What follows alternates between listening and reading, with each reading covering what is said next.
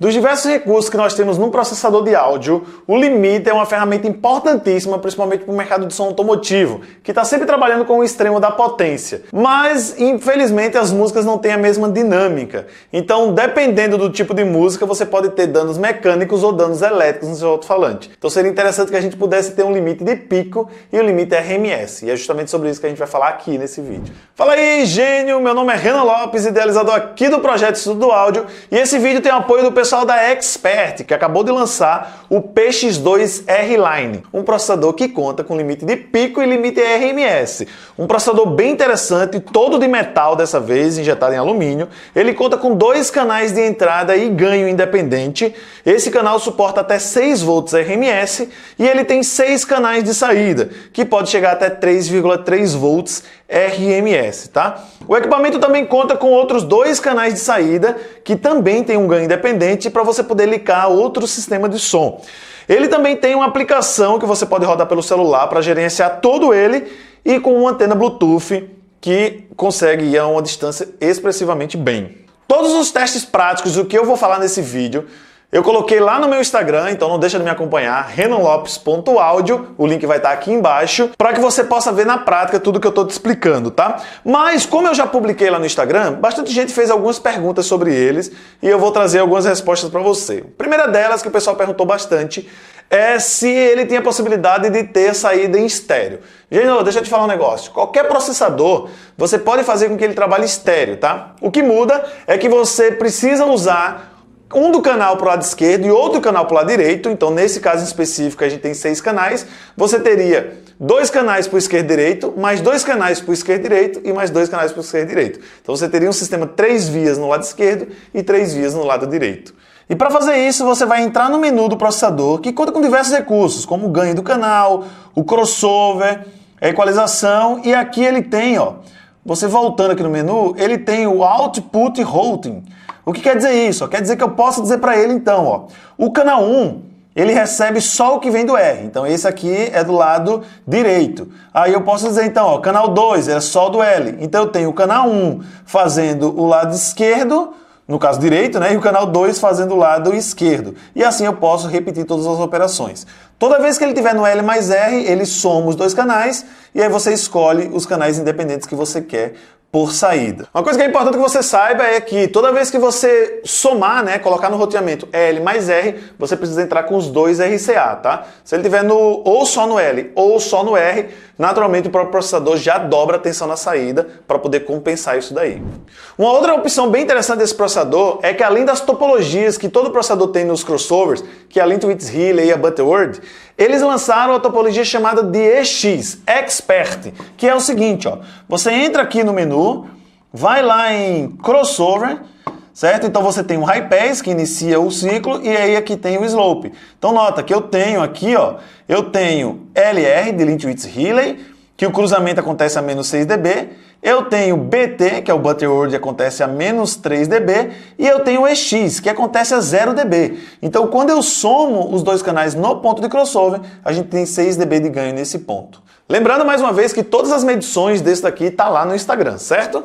Outro ponto que é importante salientar é que o processador não veio com manual na embalagem, mas você pode fazer a manipulação dele através de uma aplicação no seu celular, a conexão Bluetooth, e na aplicação tem o manual do produto. Então dá uma olhada aqui nela, e ó, aqui nesse botão você vai encontrar o manual do produto para conferir, e ele tem tudo que você precisa ajustar. Então, como eu falei, ele tem roteamento do canal, que você vai escolher entre L mais R, ele tem então aqui... Então, deixa ele atualizar os dados, mas ele tem aqui então o ganho por canal, crossover, limiter de pico, aí ele tem então o equalizador de entrada, equalizador do canal, a polaridade que é a fase, o delay por canal, bastante gente me perguntou qual era o passo do delay, então ó, ele mostra aqui a cada 7 milímetros, né? Então eu tenho 0 milímetros, 7, 14, 21, então ou seja, o delay acontece a cada 7 milímetros. E nós temos aqui também o Wave Generator, que é um gerador de sinais, né? Então você pode escolher tanto varredura quanto frequências fixas para que ele possa gerar. Então essa é a parte interessante, porque você pode controlar ele à distância. Inclusive a gente testou a antena, ele vem com a antena aqui, e a gente fez um teste dela, como você pode ver aqui agora. Então nesse primeiro momento eu vou fazer o seguinte, tá ele conectado aqui, eu estou com a antena na minha mão, E eu tenho só um ponto do sinal aqui, tá vendo? Ó? Agora vamos se afastar um pouquinho mais. Ó. 1, 2, 3, 4, 5, 6, 7, 8 metros. Ó. Já perdeu o contato. Certo? Agora vamos lá botar a antena. Agora sim, com a antena colocada, nós estamos aqui. A princípio apareceu só 3 pontos, mas vamos se afastando para ver até onde a gente vai. Ó, nós chegamos a mais ou menos uns 20 metros aqui no final do pátio. E eu ainda tenho, ó, 2 pontos de conexão. Certo? Vamos tentar mexer para ver se está funcionando. Ele vai tentar conectar lá, olha aí, ó, conectou. Ok, mexeu.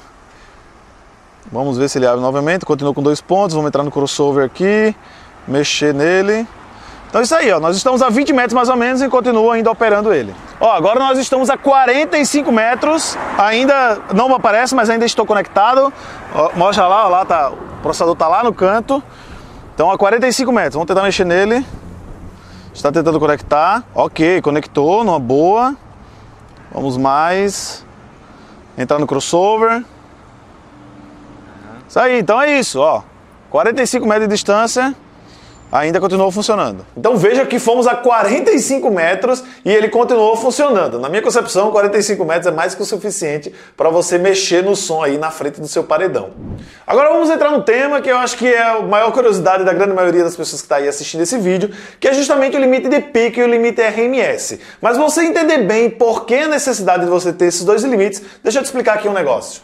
O que acontece, gente? O falante ele é testado na fábrica com um sinal que é chamado de ruído rosa. Esse sinal ele tem uma variação dinâmica de 6 dB. O que quer dizer isso? Quer dizer que a música ela tem a média e tem alguns picos. Tem a média e alguns picos, tá? Que isso aqui é basicamente como se fosse a banda tocando e aqui tem alguns, uma bateria, algo que tem a variação dinâmica.